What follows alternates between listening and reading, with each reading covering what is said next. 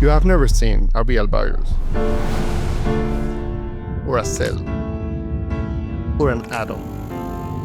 You have seen pictures, sure, colorful, detailed, almost beautiful, the kind printed in textbooks and science articles.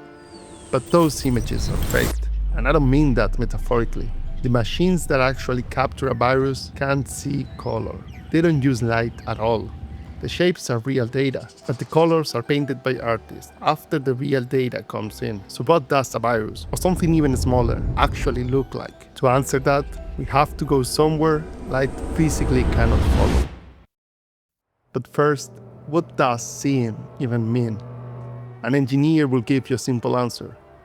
Seeing means capturing the light that bounces off an object. Light hits a surface, scatters back, hits your eye, and your brain builds a picture of it. That's the whole process.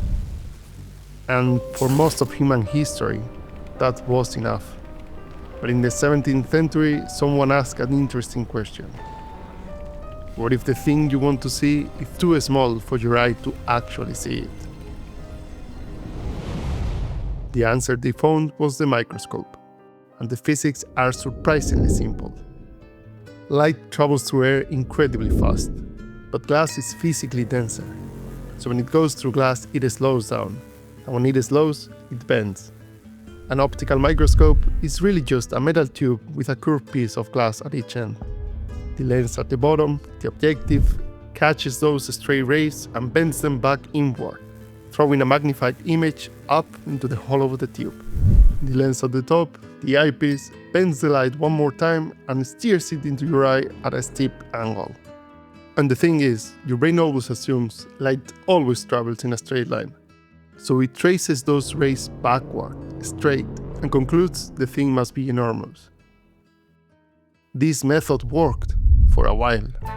In 1665, Robert Hooke pressed a thin slice of cork against a lens and saw, for the first time in human history, row after row of tiny empty spaces in the wood. He called them cells, invisible to every person who had ever lived, right up until that afternoon. So scientists kept pushing, stronger lenses, shorter focal lengths, all with the sole purpose of achieving more magnification, until they hit a wall made by the fundamentals of physics. Here's the catch. Light isn't a ray, it's a wave, and waves have physical width. Visible light waves measure between 400 and 700 nanometers across. A virus is around 100. The light you're trying to look with is several times wider than the thing you're trying to look at. When you point a light at something smaller than itself, it does bounce back, but it comes back blurred. Any 2 points closer together than about a half a wavelength merge into one, bringing back the image of a blurred blob. This is the diffraction limit, and for a long time, scientists believed it was the absolute edge of what humanity could ever see. It wasn't. If the light we're using is too large, you have two options: find something smaller, or stop bouncing things off surfaces altogether. Scientists built three fundamentally different machines to push past the diffraction limit, and each one takes a completely different approach to the same problem. Approach 1. Feel it.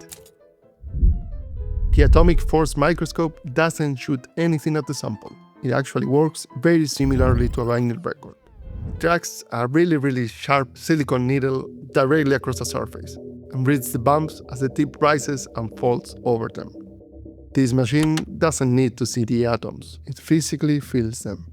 The detail is real, down to the atomic scale, but it is slow, and it only ever reads the top layer. For a flat crystal, it's fine, but for a butterfly wing or a cracked microchip, you need something faster. Approach 2. Bombard it.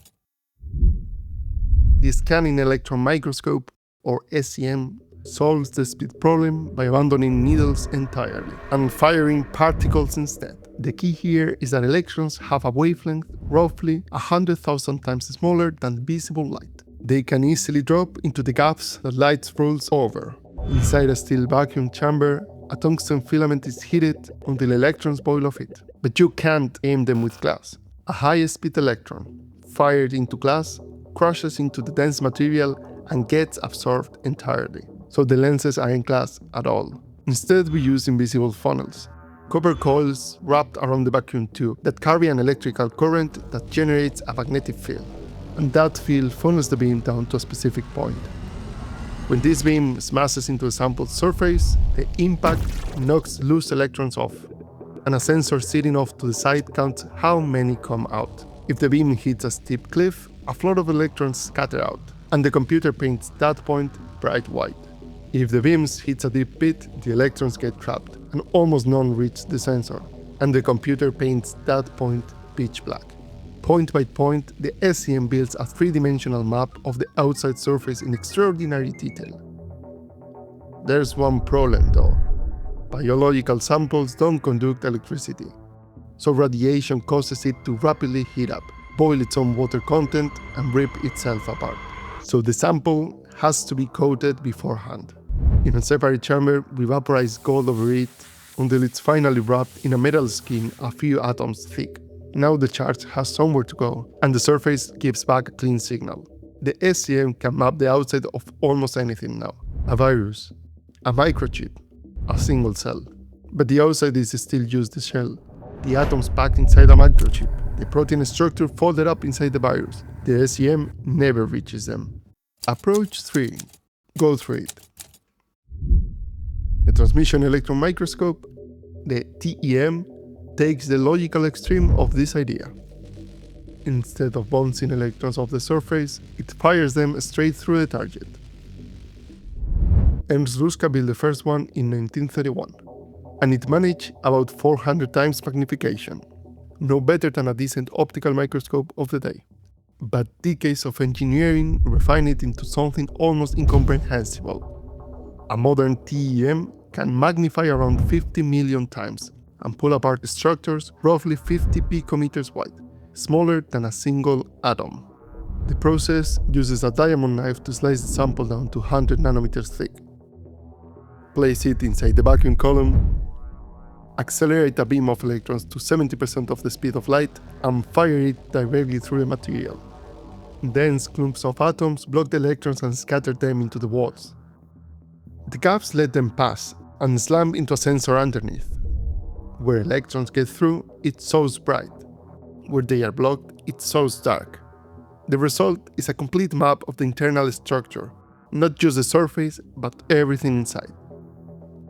Every few decades, someone pushed one of these machines a little harder, and the world got a little more visible.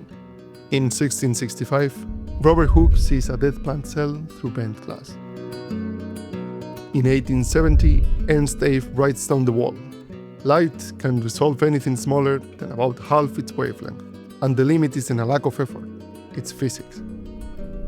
In 1939, the first commercial electron microscope becomes available, and scientists use it to see a virus for the first time.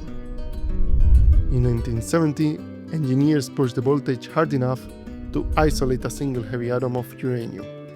It's nothing more than a blurry, glowing smear on a sensor, but it's proof the metal is physically there. One atom visible for the first time. And then we reach 2021. Engineers at Cornell University fire an electron beam through a crystal and capture an image at a resolution of 15 picometers. The blurry smear was gone, and in its place, the hard edges of individual atoms and the gaps between them. The magnification was so extreme that the only thing blurring the image was the atoms themselves, shaking in place from thermal vibration. The highest resolution image ever captured by human hands. And here's the thing about that image. It's still black and white. Not because of technical limitations, but because color is a physical property of visible light. And none of these machines use visible light. At this scale, the concept of color simply doesn't exist. Every neon green virus you've ever seen in science articles, every bright red blood cell in a textbook, every vivid, colorful image of bacteria or DNA or a microchip are fake. Every single one. An artist manually painted that color on the computer screen after the real data came in, which actually means those blurry, low contrast, black and white photocopies of bacteria on your high school biology exams, those were actually closer to reality than the colorful illustration in the textbooks next to them.